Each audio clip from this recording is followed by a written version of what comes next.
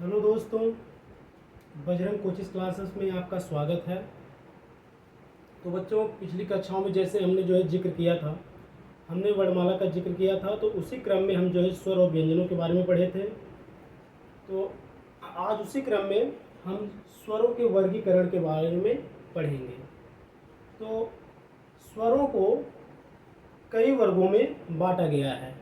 तो उसी आधार पर हम पढ़ेंगे स्वरों को कितने भागों में बांटा गया और कितने आधार पर बांटा गया है। तो सबसे पहले हम स्वरों के वर्गीकरण में पहला पढ़ेंगे मात्रा व उच्चारण के आधार पर। तो मात्रा व उच्चारण के आधार पर स्वरों को कितने भागों में बांटा गया है? 3 भागों में बांटा गया है। वो 3 कौन कौन से होते हैं? पहला ह्रस्व स्वर हो गया, दूसरा दीर्घ स्वर हो गया और तीसरा प्लुत स्वर हो गया। ठीक। स्वरों के वर्गीकरण में सबसे पहले हम मात्रा व उच्चारण के आधार पर पढ़ रहे हैं, और जिसमें स्वरों को 3 भागों में बांटा गया है। पहला होता है हमारा ह्रस्व स्वर हो गया, दूसरा हमारा दीर्घ स्वर हो गया और तीसरा हमारा प्लुत स्वर हो गया। ह्रस्व स्वर को हम कई नामों से जानते हैं। कौन कौन से हो गए? जिसको हम लघु स्वर भी कहते हैं, मूल स्वर भी कहते हैं और एक मात्रिक भी कहते हैं। ठीक। और दीर्घ स्वर के भी हम कई नाम से जानते हैं। दीर्घ स्वर हो गया, उसी को हम बड़ा भी कहते हैं, द्विमात्रिक भी कहते हैं, और इसी को हम गुरु भी के नाम से भी जानते हैं। इसी को हम गुरु भी कहते हैं। गुरु मतलब दीर्घ या बड़ा। ठीक। और तीसरा हमारा होता है वो प्लुत स्वर कहलाता है। ह्रस्व स्वर। ह्रस्व स्वर क्या होता है? वे स्वर होते हैं जिनको उच्चारण करने में हमें कम समय लगता है, मतलब जिसमें एक मात्रा लगी होती है, वो हमारा ह्रस्व स्वर कहलाता है। वो कौन कौन से होते हैं? ह्रस्व स्वर होते हैं, कितने होते हैं? 4 होते हैं। कौन कौन से हो गए? अ हो गया, ई हो गया, ई, उ हो गया और री। ये हमारे होते हैं कितने हो गए? 4 ह्रस्व स्वर हो गए। ठीक। और इसके बाद दीर्घ स्वर कौन कौन से होते हैं? दीर्घ स्वर होते कितने हो? 7 होते हैं। ह्रस्व स्वर कितने हो गए? 4। कौन कौन से? अ, ई, उ, री। ये हमारे 4 ह्रस्व स्वर हो गए। फिर उसी क्रम में हमारा दूसरा कौन सा है? दीर्घ स्वर होता है, जिसी को हम बड़ा भी कहते हैं, जो द्विमात्रिक होता है और गुरु भी कहलाता है। और जो दीर्घ स्वर होते हैं, अभी हमने आपको बताया ह्रस्व स्वर होता है जिसमें एक मात्रा लगा होता है, और दीर्घ स्वर में होता है 2 मात्रा लगी होती है। मतलब क्या हो गया? मतलब कि दीर्घ स्वर को जब हम उच्चारण करते हैं, उसमें होता है ह्रस्व का 2 गुना समय लगता है। कौन कौन से हो गए? ये 7 होते हैं। कौन कौन से होते हैं? आ हो गया, बड़ी ई हो गया, बड़ा ऊ हो गया, ए हो गया, ए हो गया, ओ हो गया और आ हो गया। ये हमारे 7 कौन से? दीर्घ स्वर कहलाते हैं। इसी क्रम में अगर देखा जाए तो कभी कभी एग्जाम में पूछ भी लेता है। अगर जैसे मान लीजिए अगर ह्रस्व का अगर विलोम शब्द पूछे, तो ह्रस्व का विलोम शब्द क्या होता है? वो दीर्घ होता है। ह्रस्व का विलोम शब्द क्या होता है? दीर्घ होता है। हम अगर एक चीज को दूसरे चीज से अगर कोरिलेट करके पढ़े तो हमारे लिए बहुत ही अच्छा है। देखिए, ह्रस्व का अगर विलोम पूछे दीर्घ होता है, लघु का अगर पूछे तो बड़ा होता है। ठीक। ये अगर एग्जाम में पूछ ले कि लघु का विलोम शब्द क्या है, अगर ऑप्शन में दीर्घ भी दिया है, बड़ा भी है और गुरु भी है, तो हमारा ऑप्शन बड़ा ही सही होगा। क्योंकि देखिए, देखते हैं हम, अगर तत्सम का अगर विलोम देखा जाए, अगर कोई तत्सम शब्द है, अगर उसका विलोम देखा जाए तो तत्सम के ही अंतर्गत होता है। अगर तद्भव का अगर विलोम देखा जाए तो तद्भव के अंतर्गत आता है। ऐसा नहीं कि तत्सम का विलोम तद्भव शब्द हो जाएगा, तद्भव का विलोम तत्सम हो जाएगा, ऐसा नहीं है। तत्सम का विलोम शब्द होगा वो तत्सम शब्द ही होता है, और जो तद्भव का विलोम होता है तद्भव के रूप में ही होता है। ठीक। इसके बाद हम प्लुत स्वर की बात करते हैं। प्लुत स्वर क्या होता है? प्लुत स्वर क्या होता है? जैसे कि हम कभी किसी चीज़ का जब उच्चारण करते हैं तो अगर हमें ज़्यादा समय लगता है, बहुत कुछ ज़्यादा समय लगता है, तो हमारा प्लुत स्वर के अंतर्गत आता है। प्लुत स्वर होते कितने हैं? प्लुत स्वर होते हैं 8 होते हैं। कौन कौन से प्लुत स्वर कौन कौन से होते हैं? 8 प्लुत स्वर 8 होते हैं। कौन कौन से प्लुत स्वर होते हैं? जिसमें अ प्लस 7 जो होते हैं ये दीर्घ स्वर से मिलकर बना होता है। जो प्लुत स्वर होते हैं वो 8 होते हैं, जो जिसमें जो होता है हमारा जो ह्रस्व का अ हो गया, और प्लस जो 7 दीर्घ स्वर होते हैं ये मिला के जो है हमारा प्लुत स्वर बनता है। मान लीजिए जैसे हम ओम का उच्चारण करते हैं, क्या? जैसे हम ओम का उच्चारण करते हैं, ओम, हम ओम का उच्चारण करते हैं, ओम,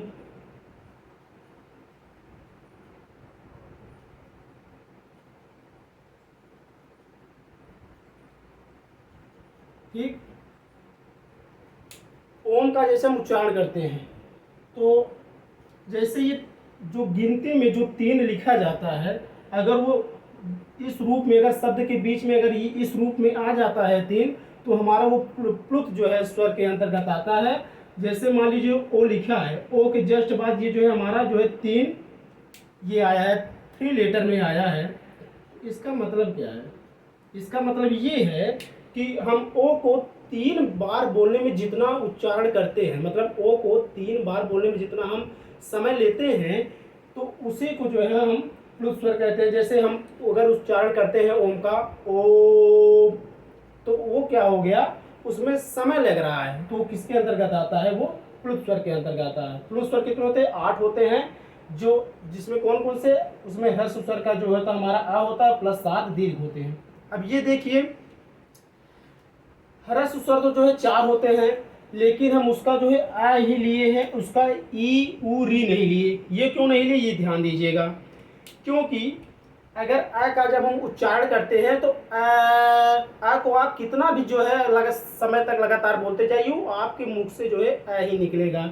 अगर या तो अगर हम ई की बात करें, छोटी ई की, छोटा ऊ का बात करें, री की बात करें, तो जब इनका हम उच्चारण लंबे समय तक करते हैं तो ये दीर्घ रूप हो जाता है। जैसे आप देख लीजिए, अगर हम ई हो गया, ई, जब ई का हम ज्यादा, जैसे ई, तो अगर ई का ज्यादा समय तक उच्चारण करेंगे तो ये दीर्घ ई में हो जाता है। इसीलिए अगर वो उसी क्रम में अगर ऊ का करें तो वो बड़ा ऊ हो जाता है, अगर जब हम री का जो लंबे समय तक उच्चारण करते हैं वो बड़े री में हो जाता है। इसीलिए जो है हम इन तीनों को न लेके केवल आ का जो है ह्रस्व के अंतर्गत आ को लेते हैं, प्लस 7 दीर्घ मिला के हमारा जो है प्लुत स्वर बनता है। ठीक, फिर उसी क्रम में देखिए स्वरों को उसके आगे आधार पर देखिए क्या बांटा है। सेकंड अगर आधार पर देखा जाए, स्वर को ओष्ठ आकृति के आधार पर कितने भागों में बांटा गया है? ठीक, तो ओष्ठ आकृति के आधार पर स्वरों को 2 भागों में बांटा गया। ओष्ठ आकृति मतलब क्या होता है? जैसे हम मान लीजिए किसी स्वर का जो उच्चारण कर रहे हैं, ठीक, तो हम स्वरों का उच्चारण करने से हमारी जो ओष्ठ है, जो ओठ है, तो ओठों के बनावट के आधार पर अगर देखा जाए तो स्वरों को 2 वर्गीकरण बांटा गया। कौन कौन से? पहला वृत्ताकार हो गया, दूसरा अवृत्ताकार हो गया। ठीक, वृत्ताकार वृत्ताकार को हम एक और नामों से जानते हैं, जिसको हम वृत्तमुखी कहते हैं, वृत्तमुखी, और अवृत्ताकार को अवृत्तमुखी भी कहते हैं। देखिए वृत्ताकार मतलब क्या हो गया? ऐसे स्वर जिनका उच्चारण करने में हमारे ओठों की जो होता है संरचना जो होता है वृत्त मतलब गोल जैसा बनता है, वृत्त की आकार की बनती है, तो वृत्ताकार के अंतर्गत आती है। कौन कौन से आते हैं वृत्ताकार के अंतर्गत? ये देखिए, ऊ, ऊ हो गया, ओ, औ, ये हमारे जो 4 जो होते हैं ये वृत्ताकार के अंतर्गत आते हैं। उ, ओ, औ, ये जो 4 स्वर हैं ये वृत्ताकार वृत्तमुखी के अंतर्गत आते हैं। अब बचे हुए जितने भी स्वर होते हैं तो हमारे अवृत्ताकार के अंतर्गत आते हैं। वो कौन कौन से होते हैं?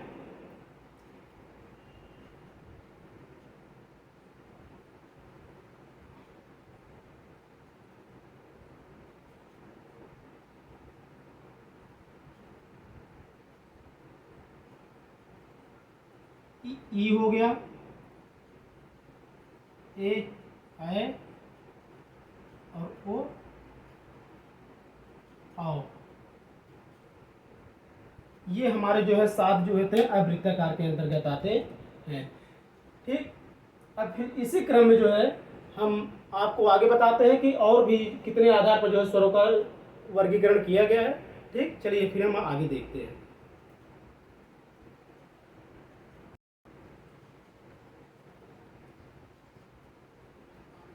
हाँ, तो दोस्तों इसी क्रम में जो है हम जैसे स्वरों के वर्गीकरण के बारे में आपको बता रहे थे, तो उसी क्रम में जो हम तीसरा जो आधार है वो जीव की क्रियाशीलता के आधार पर है। तो जीव की क्रियाशीलता के आधार पर स्वरों का जो वर्गीकरण वो 3 भागों में है। कौन कौन से? पहला जो है अग्रस्वर हो गया, दूसरा मध्य स्वर हो गया और तीसरा पश्च स्वर हो गया। ठीक, अग्रस्वर क्या होता है, मध्य स्वर क्या होता है और पश्च स्वर क्या होता है। देखिए, अगर स्वरों का उच्चारण जब हम करते हैं तो जीव जो होता है जिस आधार पर क्रियाशील होता है, तो स्वरों का वर्गीकरण भी उसी आधार पर किया गया है।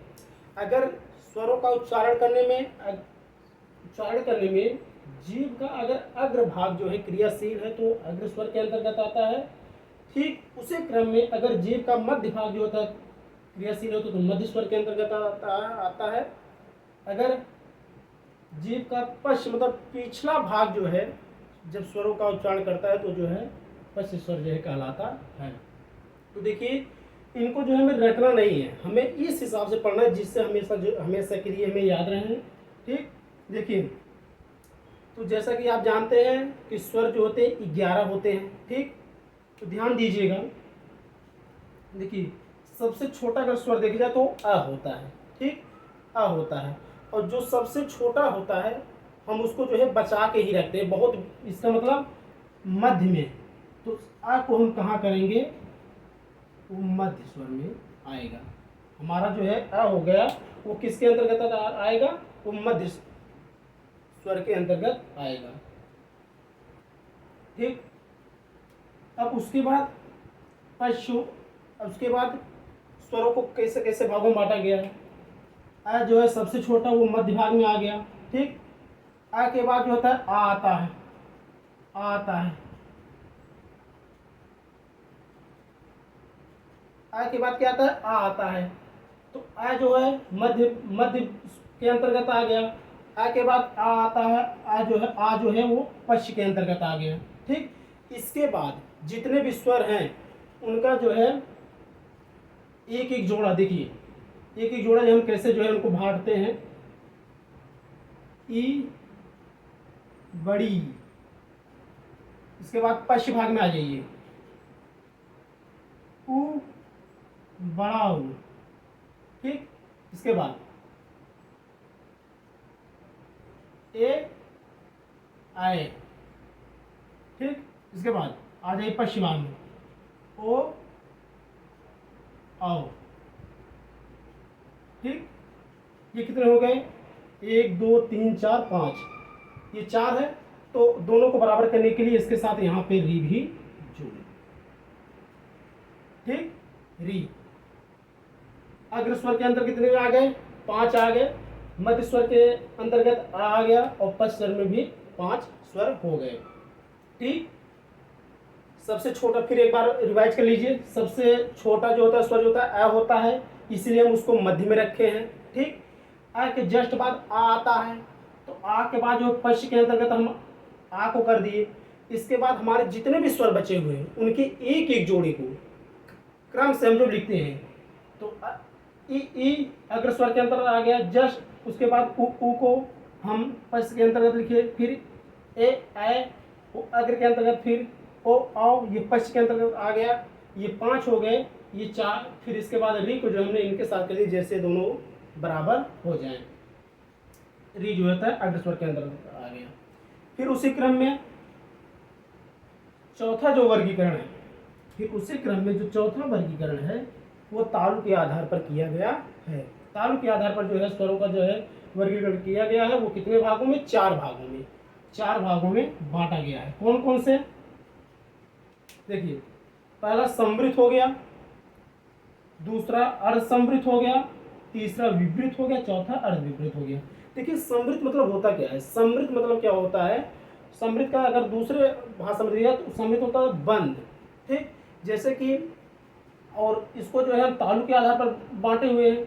देखिए एक चीज़ हम आपको यहाँ पे समझाने, देखिएगा जैसे ये हमारा तालु हो गया, ठीक, जैसे ये हमारा तालु है, ये हमारा जीव, जीव जीव जब हमारे जो तालु के अग्रभाग को, जब यहाँ पे अग्रभाग को टच करें, यहाँ पे अर्ध, जब जीव जो होता है हमारा तालु के अग्रभाग को जब यहाँ पे टच करता है, जब छूता है, तो इसका मुख जो है बंद हो जाता है, तो इसका मुख जो है बंद हो जाता है। तो उसी के अंतर्गत जो है हम इसको जो है समृद्ध भी कहते हैं। जब जीव हमारा जो होता है तालु के अग्रभाग को जब स्पर्श करता है, तो उसी के अंतर्गत जो हम चीज, जो स्वरों का उच्चारण करते हैं, वो समृद्ध के अंतर्गत आता है। ठीक, इसके बाद एक चीज ध्यान दीजिएगा, ये तालु हो गया, तालु बाद हमारे यहाँ जो है नासिका छिद्र रहती है, इसके बाद यहाँ होता है कांकन होता है, एक जो हमारे एक कंठ के पास, हमारे गले के पास जो एक छोटा सा भाग लटका हुआ रहता है, वो काकल कहलाता है। ये हो गया। इसके बाद कभी कभी क्या होता है, जैसे एक कंडीशन तो ये हो गया, जीभ हमारा जो है तालु के अग्रभाग को टच करता है। फिर जैसे तालु हो गया, ये हमारा जीभ, जब हमारा जीभ जो है पश्च भाग को टच करता है, जब हमारा जीभ जो है पश्च भाग को टच करता है, तो क्या होता है, ये मुख जो होता है खुला रह जाता है। तो अग्र का जो भाग जो होता है मुख खुला रहता है, उसको जो हम विवृत भी कहते हैं, उसको हम विवृत के अंतर्गत कहते हैं। जब जीभ का अग्रभाग, जब जीभ जो है तालु के अग्रभाग को, आगे वाले भाग को जब टच करता है, तो मुख जो होता है बंद हो जाता है। तो उस समय स्वरों का उच्चारण करने में जो स्वर आते हैं, तो वो समृद्ध के अंतर्गत आते हैं, जिनको हम दूसरी भाषा में बंद भी कहते हैं समृद्ध को। ठीक उसी प्रकार जब हमारा जीभ का जो है, जीभ जो है हमारी जो हमारा जो जीभ है, जब वो तालु के पिछले भाग को यहाँ पे जो है स्पर्श करता है, तो मुख जो है, मुख का अगला भाग जो है खुला हो जाता है, उसको हम विवृत के अंतर्गत जो है लिखते हैं। एक कंडीशन और होता है, मान लीजिए ये हमारा तालु है, तो जीभ हमारा जो होता है, ये जैसे जीभ है, तो जीभ हमारा जो होता है,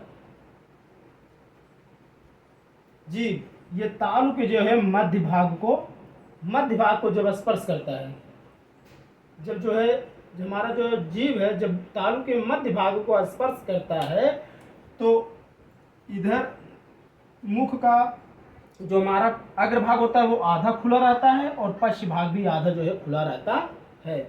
ठीक, आधे खुले हुए भाग को क्या कहते हैं, अर्धविपरीत कहते हैं, और आधे बंद हुए भाग को क्या कहते हैं, अर्ध समृद्ध कहते हैं। तो ठीक है, इसी क्रम में आगे देखिए।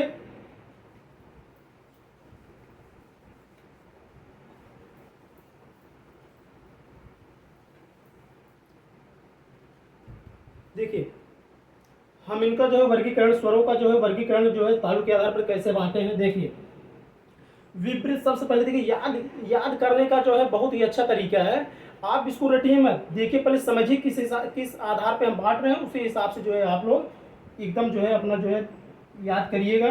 देखिए विपरीत, सबसे पहले हम विपरीत के आएंगे। देखिए स्वरों में विपरीत मतलब क्या होता है, खुला। तो आ का जब हम उच्चारण करते हैं, आ का जब हम उच्चारण करते हैं, तो क्या होता है, मुख जो है इसमें जो है खुला रहता है, आ। ठीक, और आ का जब हम आधा करते हैं, क्योंकि अर्ध विपरीत है, तो आ जो है, देखिए आ जो होता है ये आ प्लस आ और आ से मिलके बना होता है। जो हमारा आ होता है वो आ और आ से मिलके बना होता है, इसलिए आ का जो है अर्ध जो विपरीत भाग, आ का आधा भाग क्या हो गया, आ हो गया। तो आ जो है किसके अंतर्गत आएगा, अर्ध विपरीत के अंतर्गत आएगा। ठीक, इसके बाद ध्यान दीजिएगा, अर्ध समृद्ध के अंतर्गत, अर्धसमृद्ध के अंतर्गत, जैसे अर्धसमृद्ध के अंतर्गत किया गया ए और ओ, ए और ओ आएगा। ठीक, अर्धसमृद्ध के अंतर्गत ए और ओ आएगा। तो अर्धसमृद्ध मतलब क्या होता है, इसमें जो होता है मुख जो है आधा बंद रहता है। अर्धसमृद्ध आधा बंद रहता है। तो ठीक, आधा बंद रहता है तो इसके अंदर ए और ओ आ गया। जस्ट उसी क्रम में अगर इसको जो हम अर्धविवृत रूप में लिखें तो ए और ओ का दीर्घ रूप हो जाता है। ए का जो है ए हो जाता है और ओ का जो है औ हो जाता है। ठीक, आ हो गया, आ में जो विवृत के अंतर्गत आ गया आ, इसमें मुख जो है पूरी तरह खुला रहता है। ठीक, और आ का जो है आधा जो होता है वो हमारे अर्धविवृत के अंतर्गत आ गया। फिर अर्धसमृद्ध में जो होता है हमारा ए और ओ आता है। ये ध्यान रखिएगा, इस चीज को याद कर लीजिएगा। अर्धसमृद्ध के अंतर्गत ए और ओ आता है। ठीक, उसी का दीर्घ भाग अर्धविवृत में आता है। अर्धसमृद्ध में कौन कौन सा आता है, ए और ओ आता है। इस दोनों को याद कर लीजिए, इन दोनों चीजों को, दोनों स्वरों को। अर्धसमृद्ध में ए और ओ आता है, इसी का जो है दीर्घ रूप जो होता है अर्धविवृत में आता है, ए और औ हो जाता है। अब बचे हुए स्वर कौन कौन से हैं, वो हमारे जो होते हैं समृद्ध के अंतर्गत आते हैं। कौन कौन से, ई,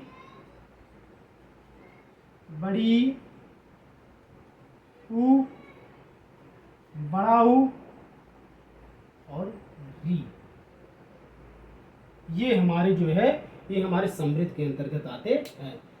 ठीक, इन चीज को आप याद कर लीजिएगा, अच्छे तरीके से याद करिएगा। ठीक, फिर इसी क्रम में हम देखते हैं हमारा जो है लास्ट जो है स्वर का जो है वर्गीकरण, अभी एक दो आधार पर बचा हुआ है। ठीक, तो उसको जो है हम आगे जो है आगे जो हम देखेंगे। ठीक, इसी क्रम में जो है फिर धीरे धीरे जो है अब स्वरों का जो है समापन होगा। फिर इसके बाद हम व्यंजनों का वर्गीकरण देखेंगे। तो ठीक इसी आधार पर ही हमारा जो है बढ़ता रहेगा। तो ठीक है, जय हिंद, जय भारत।